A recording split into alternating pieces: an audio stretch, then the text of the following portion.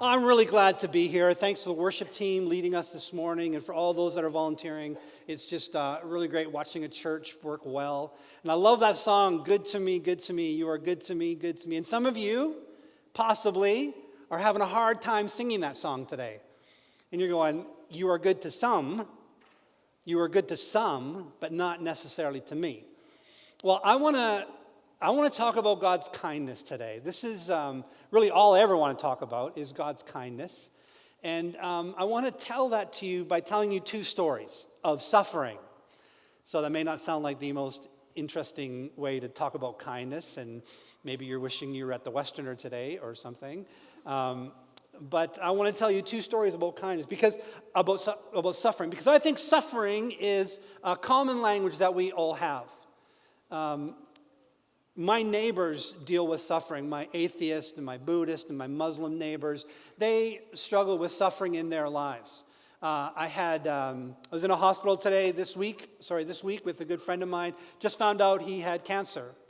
And another friend of mine called me up and said, listen, can you pray for me? My wife and I are going for marriage counseling because their marriage is in trouble. So we all have suffering. And I think that whatever faith you hold on to needs to say something important about suffering, something substantial about suffering, because this is such a common language. And I believe that Christ has a powerful answer about suffering. So that's what I want to talk about today. And the first story I want to tell you is my story. I became a Christian when I was 5 years old, and I had a little VBS at our church. And then around 10 years old, I started volunteering in my church, doing puppets and some music and cleaning the church with my family. When I was 15 years old, I felt called into full-time ministry. And so there my life was sort of laid out before me. When after high school, I went to Bible college. I became a pastor. And then I was a pastor for over 20 years. And I loved my job. I loved serving God in the church. I loved my whole life being devoted to Him. And I guess I thought that kind of life would somehow inoculate me from suffering, that I would somehow get a bye. Well, not so much. In 1999, I was in Ontario, went for a run one morning, me and the dog, and I was feeling kind of punky. I just wasn't feeling right, but I thought, don't be a baby, just push through this, and did my little 5-mile loop and came home, tied the dog out, went inside, and I laid down, and I just didn't feel good, and I started running a fever, and soon I couldn't feel my legs at all. I went from running 10 miles at a time to not being able to walk across the room. We had 5 little kids, a 6th one on the way. I was a pastor at a big church. I'm working hard, and I'm saying to God, God, you can't do this to me. You can't take away my health. Well, apparently, God can do whatever He wants.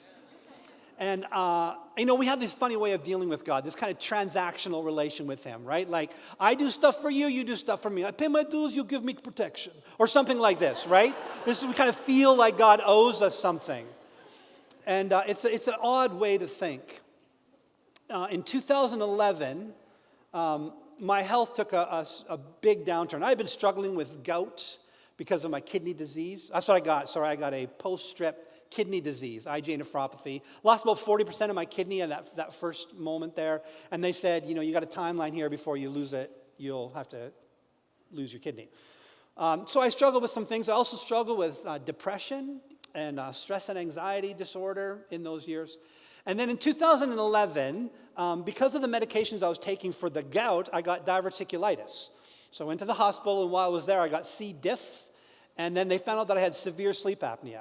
So this combination of physical ailments, sort of perfect storm, hit me like a truck. And then the depression and the stress and anxiety sort of came back with a vengeance. And I went from speaking in front of hundreds of people, really enjoying it, really loving it, to not even being able to have a coffee with a friend without shaking violently and feeling sick to my stomach. And I just couldn't handle it. So I became a hermit. I had to be alone a lot. I couldn't handle any kind of pressure, any kind of emotional sort of stress on my life that way. And I couldn't work. Went to some good counseling, had some medications, did all that kind of stuff, and I couldn't get back to work.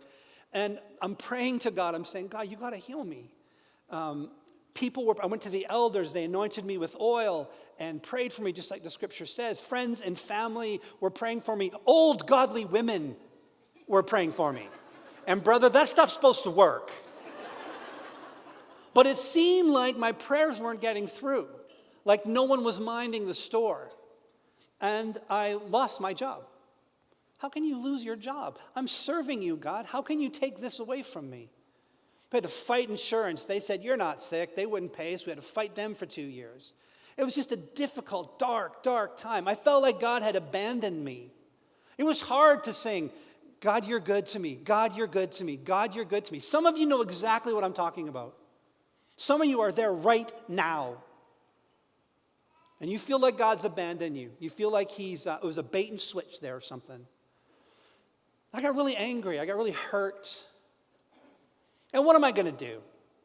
Like, it's not like I can do anything back to God. He's got all the power. Everything's lined up in his side. So I said this. I said to God, if my love is the only thing you want, then my love is the thing you're not going to get. And I just shut down. I closed off. And I said, I'm done, God. This is how it's going to be. I'm out. And this is where God, again, just showed his amazing kindness.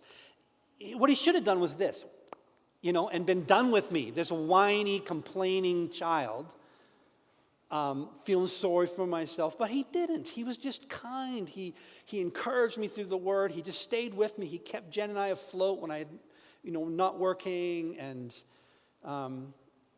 scriptures like Psalm 34 says, God is close to the brokenhearted and he saves those who are crushed in spirit. He is close to the brokenhearted and he saves those who are crushed in spirit. My desire has always been to be close to God. And in dark, dark suffering and loss and disillusionment, every single breath is a prayer to God. And he hears all these prayers. He collects them.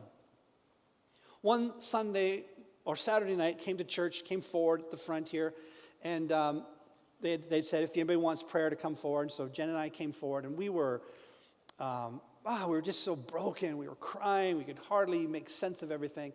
And the pastor there prayed for us, and he said this, in his prayer to God, in his own tears, he said, oh, God, are we orphans? Are we orphans? You see, I was angry that God wasn't answering any of my questions. And some of you feel that way. I've been asking God all these things, and he's not responding to me. I was angry that he wasn't answering my questions. But the thing was, he was answering the right question. I was just asking the wrong questions. And the right question was, whose am I? Whose am I? Am I an orphan? Because if I'm an orphan, man, I better start clawing and fighting and trying to get my way. I better start panicking. I better start freaking out. I better start whining and complaining. But if I am not an orphan, and if my Father loves me, then somehow this has to be okay. And so this is what I began to cling to. I am not an orphan, and my Father loves me. Did everything work out for me? Well, no. Actually, I had to get a lot sicker. The thing with a kidney is they wait till you're almost dead before they do anything. So I'm down to 5% kidney function. They're keeping me alive on a dialysis machine. Not a good time if you're thinking about that. And then 2 years ago, my wife gave me a kidney.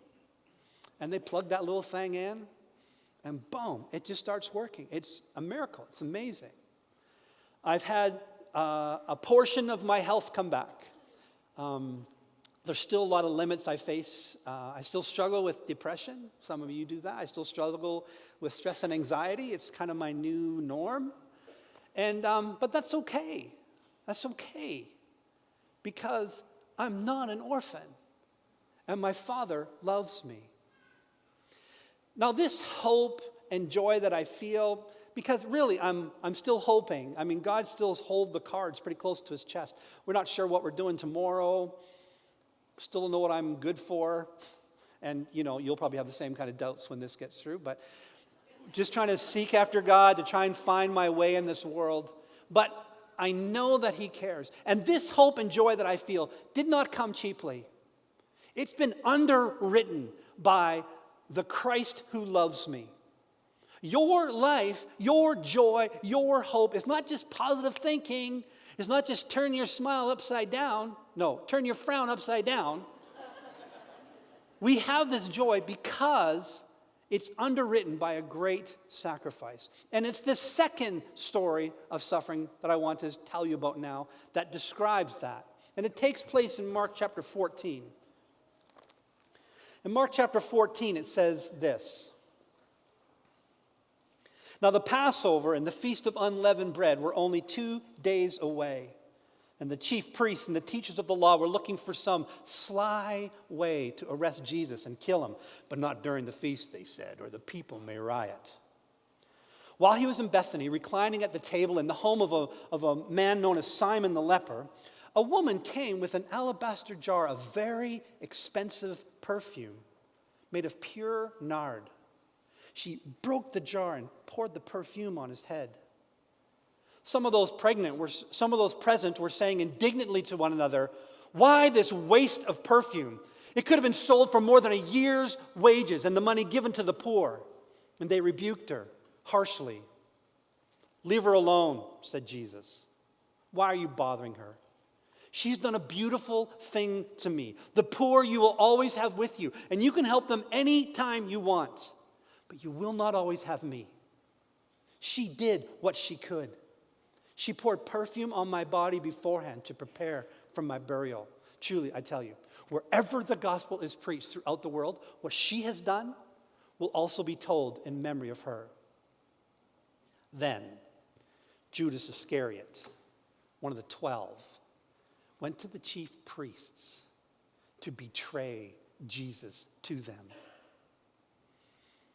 They were delighted to hear this and promised to give him money, so he watched for an opportunity to hand him over. On the first day of the Feast of Unleavened Bread, when it was customary to sacrifice the Passover lamb, Jesus' disciples asked him, "Where do you want us to go and make preparations for you to eat the Passover?" So he sent 2 of his disciples, telling them, "Go into the city, and a man carrying a jar of water will meet you. Follow him. Say to the owner of the house he enters, 'The teacher asks, where's my guest room where I may eat the Passover with my disciples?' He will show you a large upper room furnished and ready. Make preparations for us there." The disciples left, went into the city, and found things just as Jesus had told them. So they prepared the Passover.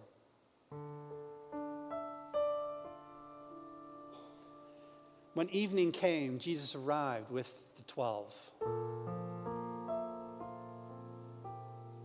While they were reclining at the table eating, he said to them,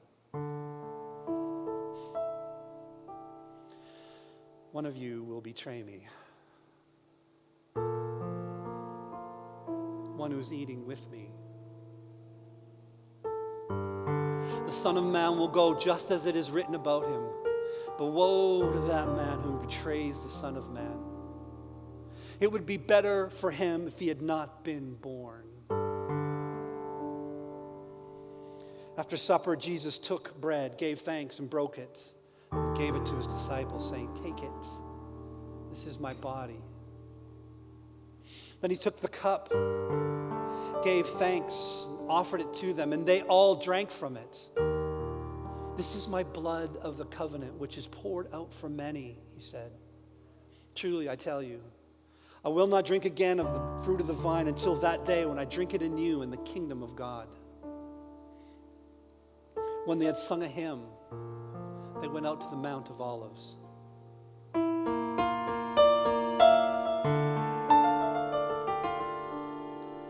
"You will all fall away," Jesus told them. "For it is written, I will strike the shepherd and the sheep will be scattered. But after I have risen, I will go ahead of you into Galilee." Peter declared, "Even if all fall away, I will not."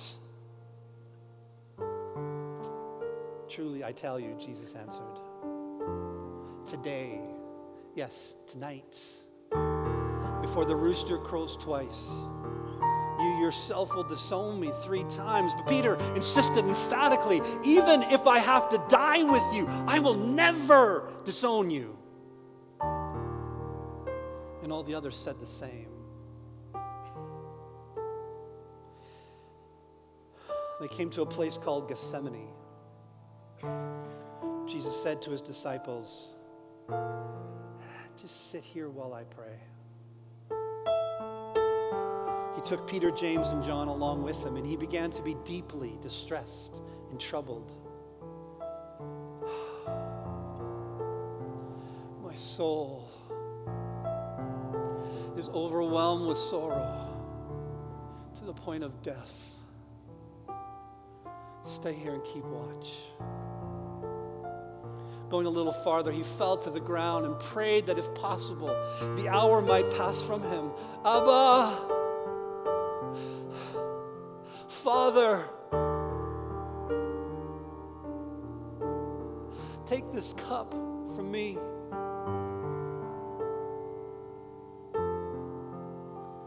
And yet not what I will, but what you will.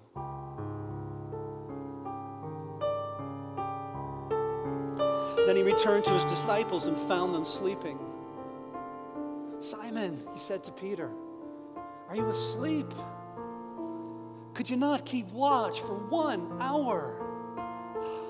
Watch and pray so that you will not fall into temptation. The spirit is willing, but the body is weak. Once more he went away and prayed the same thing. When he came back, he again found them sleeping because their eyes were heavy. They did not know what to say to him.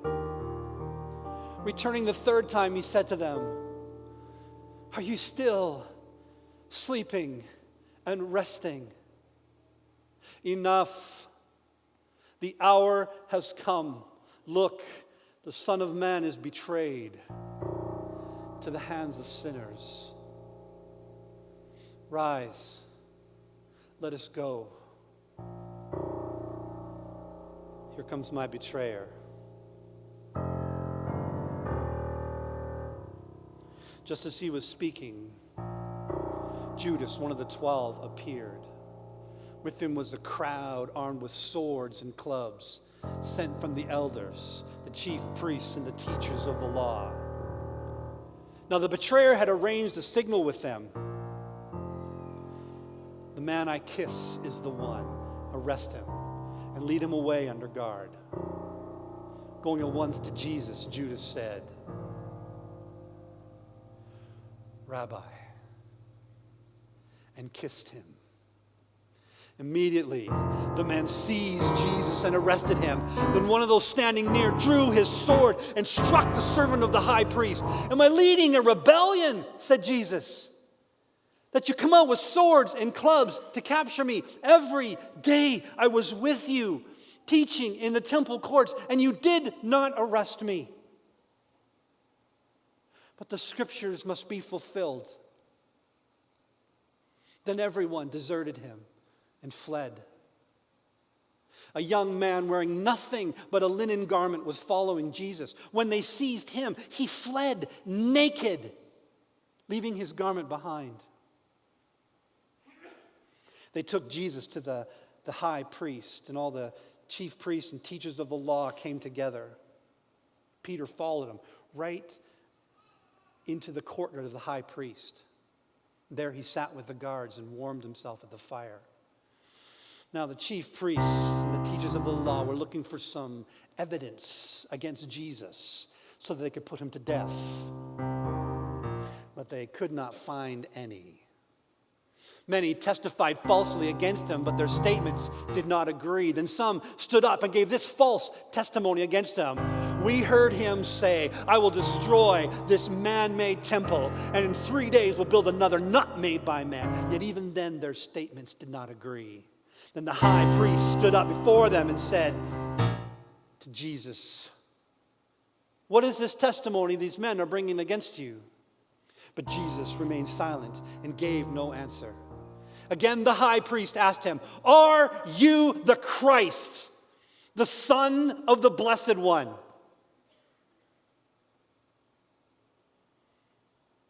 I am, Jesus said. And you will see the Son of Man sitting at the right hand of the Mighty One and coming on the clouds of heaven. At this, the high priest tore his clothes. Why do we need any more witnesses, he asked. You've heard the blasphemy. What do you think? They all condemned him as worthy of death. Then some began to spit at him. They blindfolded him, struck him with their fists, and said, prophesy. And the guards took him and beat him.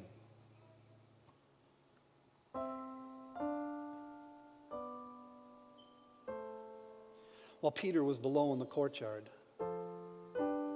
one of the servant girls of the high priest came by.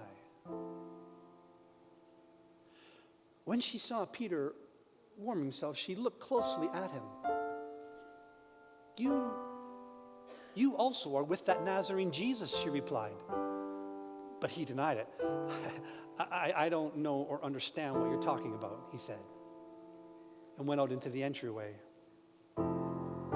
When the servant girl saw him there, she said to those standing around, this fellow is one of them. Again, he denied it. After a little while, those standing near Peter said to him, surely you're one of them, for you're Galilean. He began to call down curses on himself, and he swore to them, I don't know this man you're talking about. Immediately, the rooster crowed the second time.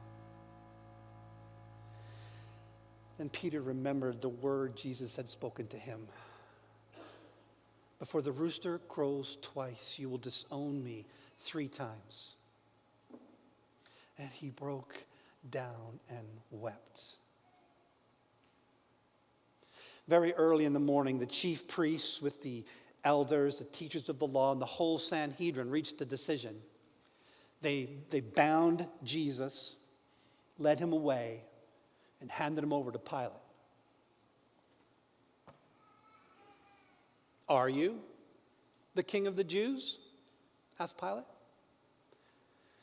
Yes, it is as you say, Jesus replied. Well, the chief priest accused him of many things. So again, Pilate asked him, aren't you going to answer? Jesus made no reply, and Pilate was amazed. Now, it was the custom at the feast to release a prisoner whom the people requested. A man called Barabbas was in prison with the insurrectionists who had committed murder in the uprising. The crowd came up and asked Pilate to do for them what he usually did. Do you want me to release to you the king of the Jews? Asked Pilate, knowing it was out of envy that the chief priests had handed Jesus over to him. But the chief priests stirred up the crowd to have Pilate release Barabbas instead. What shall I do then with the one you call the king of the Jews? Pilate asked them. Crucify him, they shouted. Why? What crime has he committed? But they shouted all the louder, crucify him! Wanting to satisfy the crowd, Pilate released Barabbas to them. He had Jesus flogged and handed him over to be crucified. The soldiers led Jesus away into the palace, that is the praetorium, and called together the whole company of soldiers. They put a purple robe on him, then twisted together a crown of thorns and set it on him. And they began to call out to him, Hail, King of the Jews! Again and again, they struck him on the head with a staff and spit on him.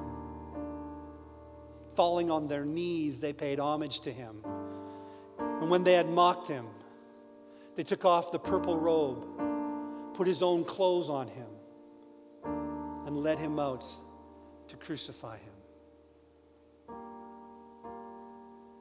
A certain man from Cyrene, Simon, the father of Alexander and Rufus, was passing by on his way in from the country, and they forced him to carry the cross. They brought Jesus to a place called Golgotha, which means the place of the skull. Then they offered him wine mixed with myrrh, but he did not take it. And they crucified him. Dividing up his clothes, they cast lots to see what each would get. It was 9 a.m. when they crucified him. The written notice of the charge against him read, "The King of the Jews." They crucified 2 robbers with him, one on his right and one on his left. Those who passed by hurled insults at him, shaking their heads and saying, "So, you who are going to destroy the temple and build it in 3 days, come down from the cross and save yourself." In the same way, the chief priests and the teachers of the law mocked him among themselves. "He saved others," they said, "but he cannot save himself. Let this Christ, this King of Israel, come down now from the cross so that we might see and believe." Those crucified with him also heaped insults on him. At noon, darkness came over the whole land until 3 p.m. And at 3 p.m, Jesus cried out in a loud voice, "Eloi, Eloi, lama sabachthani." My God, why have you forsaken me?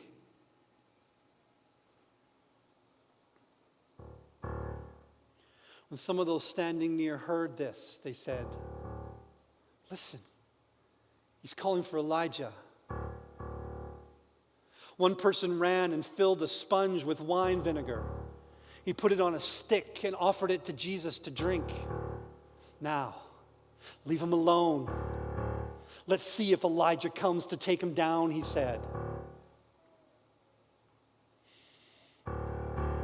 With a loud cry,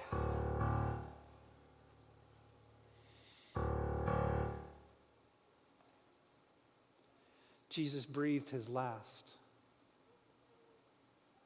The curtain in the temple was torn in two from top to bottom. When the centurion who stood there in front of Jesus heard his cry and saw how he died, he said, "Surely this man was the Son of God."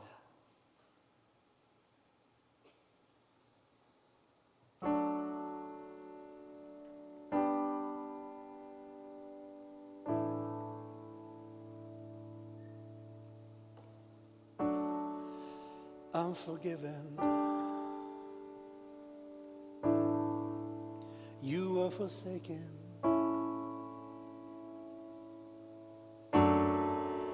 I'm accepted. But you were condemned. I'm alive and well. Your spirit lives within me because you died. Rose again. Won't you sing that with me? I'm forgiven because you were forsaken. I'm accepted. You were condemned. I'm alive and well. Your spirit lives within me. Because you died and rose again. Amazing love. Amazing love, how can it be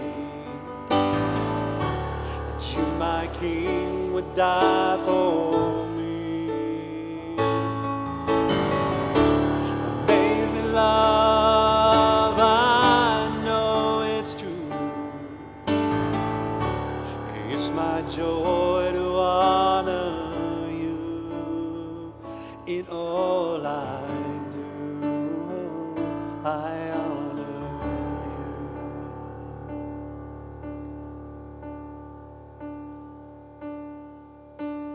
you. You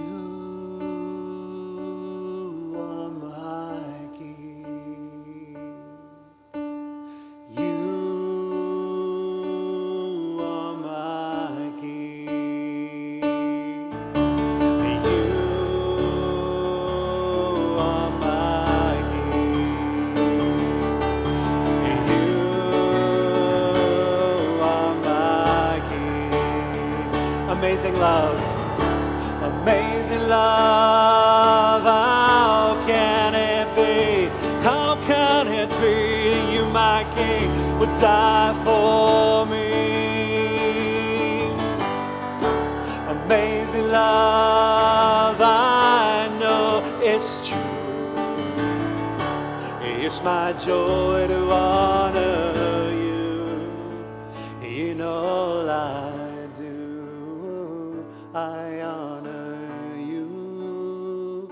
In all I do, I honor you. In all I do, I honor you.